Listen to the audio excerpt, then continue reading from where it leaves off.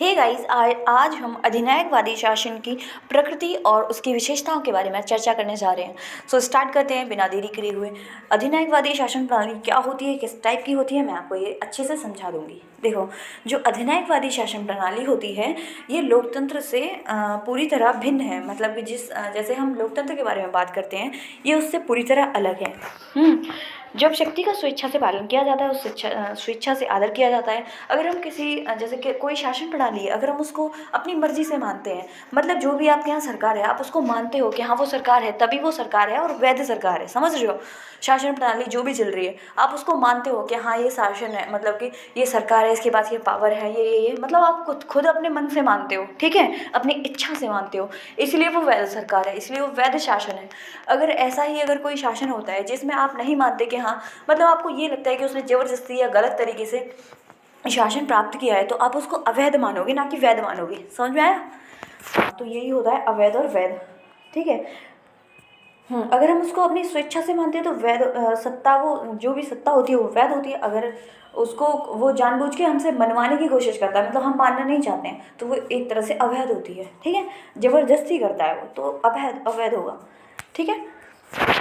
उसके बाद हम बात करते हैं, देखो, जिस टाइप से लोकतंत्र सरकार होती है वो जन इच्छा से ही होती है। मतलब कि लोकतंत्र सरकार है उसमें कहीं ना कहीं लोगों की इच्छा होती है, तभी देखो, अगर लोगों की मतलब लोगों के द्वारा ही तो चुने जाते हैं, जो भी बंदे होते हैं सरकार में वो लोगों के द्वारा ही चुने जाते हैं, ठीक है। मतदान होता है, मतलब हर चीज़ है, तो मतलब लोगों की सरकार होती है, लोगों के द्वारा होती है, लोगों के लिए होती है।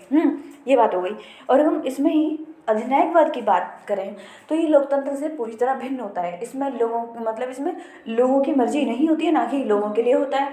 ये वो सरकार होती है, मतलब एक तरह से ये अपनी मर्जी चलाती है, ठीक है। ये उस टाइप की होती है। समझ आया होगा आपको किस टाइप की है ये। उसके बाद हम पढ़ते हैं, कहाँ पर थे?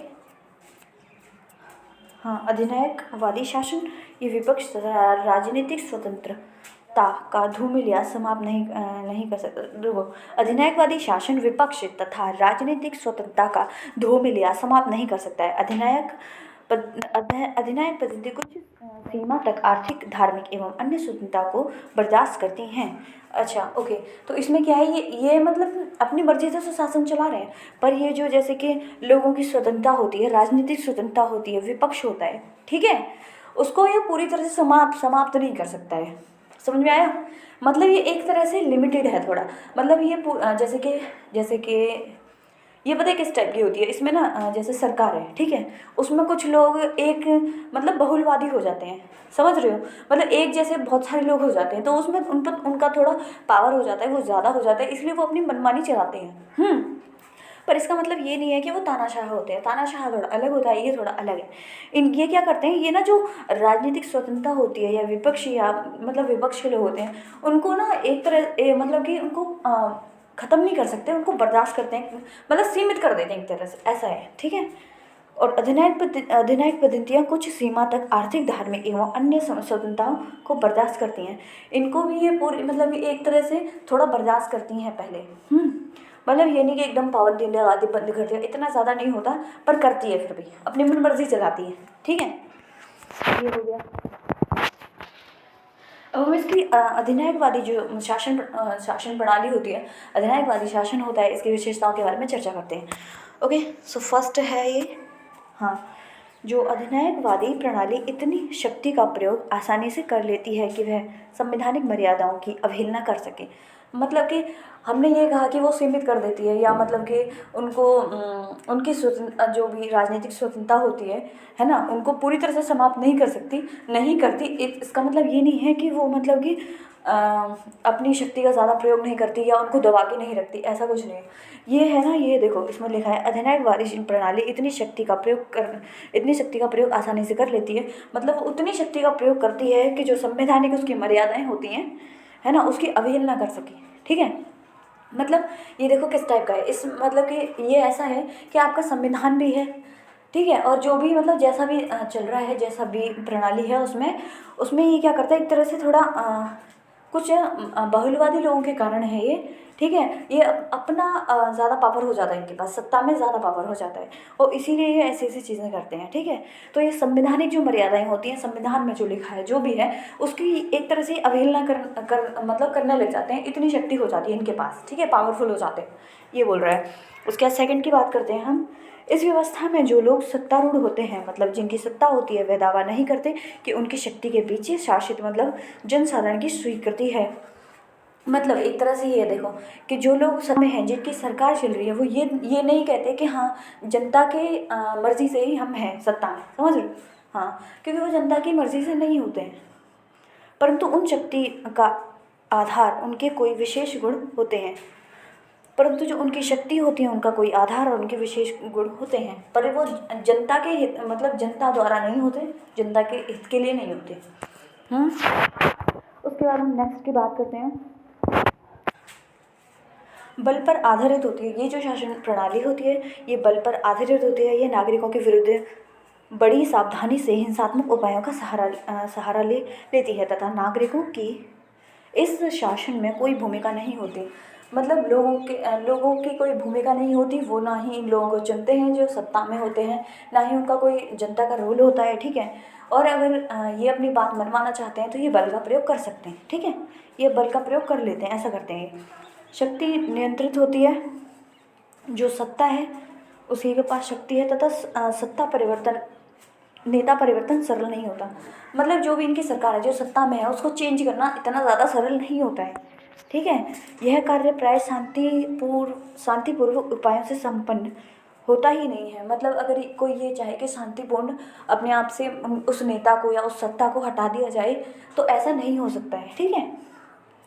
सत्ता में परिवर्तन या सैनिक क्रांति के द्वारा या फिर किसी अन्य क्रांति के द्वारा ही होता है। अगर आपको सत्ता में परिवर्तन करना चाहते हो, अगर आप जो मतलब सत्ता में जो पार्टी है, मतलब जो भी है ना, उसको हटाना चाहते हो तो आप शांतिपूर्ण ये कार्य नहीं कर सकते हो। आपको किसी क्रांति या सब लोगों को मिलकर कुछ क्रांति वगैरह कुछ ऐसी टाइप की करनी होगी जिससे कि वो सत्ता से हट सकें। ठीक है, ये सारी इसकी विशेषताएँ हैं।